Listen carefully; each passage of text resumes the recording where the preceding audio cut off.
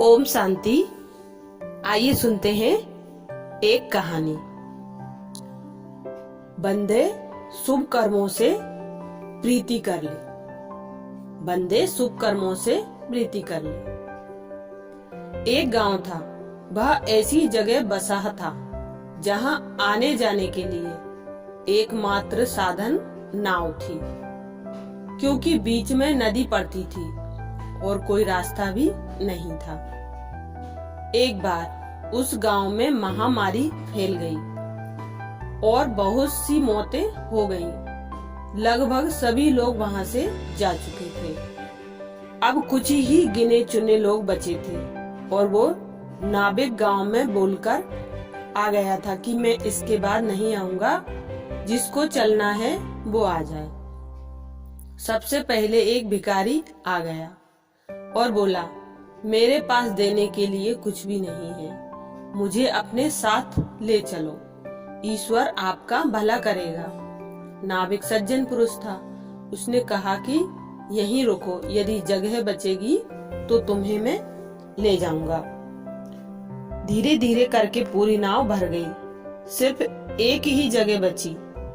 नाविक भिखारी को बोलने ही वाला था कि एक आवाज आई, रुको, मैं भी आ रहा हूँ। यह आवाज जमींदार की थी, जिसका धन दौलत से लोभ और मोह देखकर उसका परिवार भी उसे छोड़कर जा चुका था। अब सवाल यह था कि किसे लिया जाए। जमींदार ने नाविक से कहा, मेरे पास सोना चांदी है, मैं तुम्हें दे दूंगा। और भिखारी ने हाथ जोड़कर कहा कि भगवान के लिए मुझे ले चलो। नाविक समझ नहीं पा रहा था कि क्या करूं, तो उसने फैसला नाव में बैठे सभी लोगों पर छोड़ दिया और वो सब आपस में चर्चा करने लगे। इधर जमींदार सबको अपने धन का प्रलोभन देता रहा और उसने उस भिखारी को बोला, ये सब कुछ तू ले ले, मैं तेरे हाथ पैर जोड़ता हूँ, मुझे जाने दे। तो भिखारी ने कहा, मुझे भी अपनी जान बहुत प्यारी है।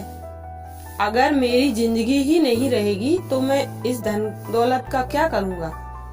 जीवन है तो जहान है। तो सभी ने मिलकर ये फैसला किया कि ये जमींदार ने आज तक हमसे लूटा ही है, ब्याज पर ब्याज लगाकर हमारी जमीन अपने नाम कर ली और माना कि ये भिखारी हमसे हमेशा मांगता रहा, पर उसके बदले में इसने हमें खूब दुआएं दी और इस तरह भिखारी को साथ ले लिया गया। बस यही फैसला है। ईश्वर भी वही हमारे साथ न्याय करता है। जब अंत समय आता है, वो सारे कर्मों का लेखा जोखा हमारे सामने रख देता है और फैसले उसी हिसाब से होते हैं। फिर रोना गिड़गिड़ाना काम नहीं आता। शुभ कर्म ही साथ होते हैं। इसलिए अभी भी वक्त है हमारे पास संभलने का और शुभ कर्म करने का। बाद में कुछ नहीं होगा।